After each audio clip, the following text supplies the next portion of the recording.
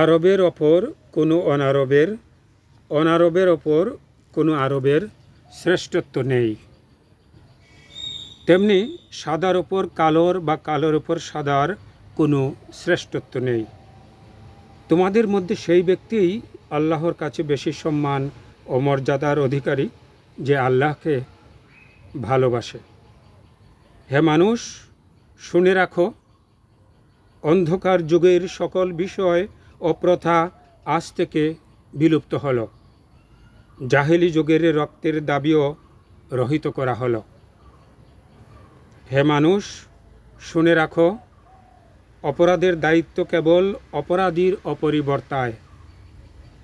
পিতা তার পুত্রের জন্য আর পুত্র তার পিতার অপরাধের জন্যে দায়ী নয়। হে মানুষ, তোমাদের রক্ত, তোমাদের সম্মান, তোমাদের সম্পদ পরস্পরের জন্য চিরস্থায়ীভাবে হারাম অর্থাৎ পবিত্র ও নিরাপদ করা হলো। যেমন আজকের এই দিন, আজকের এই মাস, এই শহর সকলের জন্যে হারাম। হে মানুষ, তোমরা ঈর্ষা ও হিংসা বিদ্বেষ থেকে দূরে থাকবে। হিংসা ও ঈর্ষা মানুষের সকল সদ্গুণকে ধ্বংস করে। হে মানুষ, নারীদের সম্পর্কে আমি তোমাদের সতর্ক করে দিচ্ছি, তাদের সাথে নিষ্ঠুর আচরণ করো না। তাদের ওপর যেমন তোমাদের অধিকার রয়েছে, তেমনি তোমাদের ওপর তাদেরও অধিকার রয়েছে। সুতরাং তাদের কল্যাণের দিকে সব সময় খেয়াল রেখো।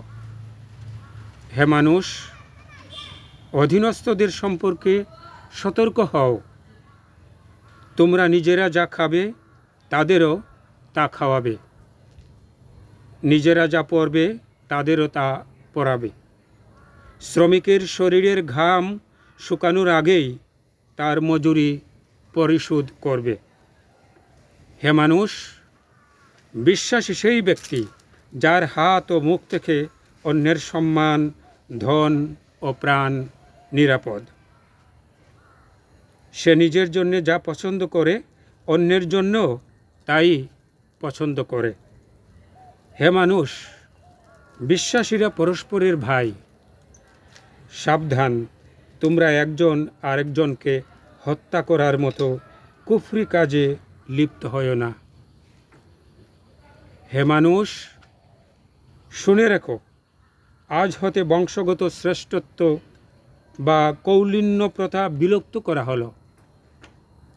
কুলীন বা শ্রেষ্ঠ সেই যে বিশ্বাসী এবং মানুষের উপকার করে।